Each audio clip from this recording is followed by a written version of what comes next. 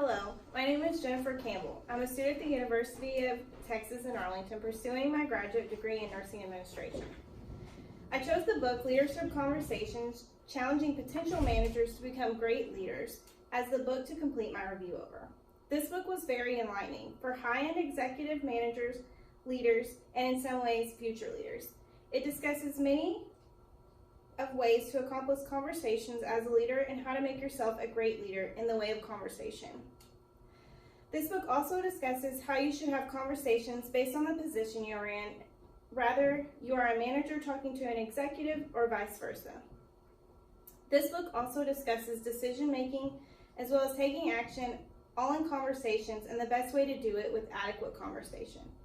Conversation, as you can see, are a large part of a leader's role in their position and very important to understand more in depth. I am excited to share my knowledge that I have gained about this book, so sit back, relax, and enjoy. The authors. The authors of this book, Mr. Alan Burson and Richard Stieglitz. Mr. Burson has always had a passion for leadership and business. He received his master's in business degree from the University of Wharton. Thereafter, he attended Georgetown University to obtain a certificate in leadership coaching. He coached leadership to many large corporations, government organizations, and hospitals. His partner in writing this book, Mr. Richard Stieglitz, received a PhD in nuclear engineer, but began his leadership journey in the Navy, where he became an officer and went through extensive leadership training.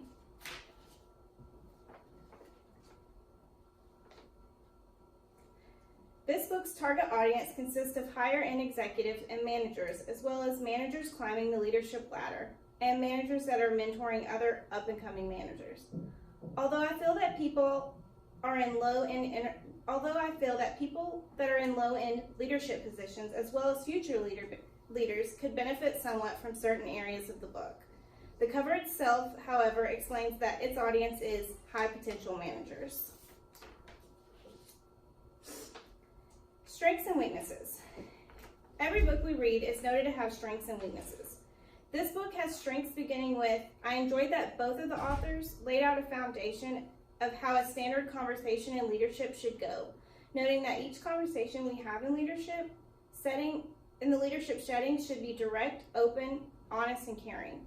This book also consists of a list of the ways to ensure that you have an effective conversation as a leader.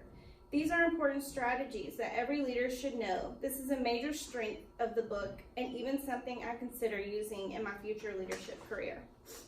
Weaknesses. This book was written more towards people who already are in leadership positions. Since I am not in a managerial or leader role, I felt at times this book was hard to follow. This book also felt that it was mostly geared towards businesses that are in the company realm, like companies that the authors themselves have worked for mostly seen the operational side.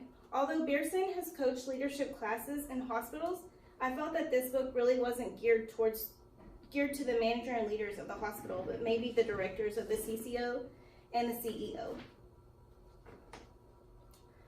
The author's objective of the book. The objective of the author's book is that the author wrote this book with an audience in mind with upper management. However, the book actually seemed to be more geared towards individuals who are wanting to pursue upper management careers and climbing the leadership ladder. Most of this book is how to communicate as an individual in upper management. Part 1 of the book explains how to have leadership conversations as a high potential manager.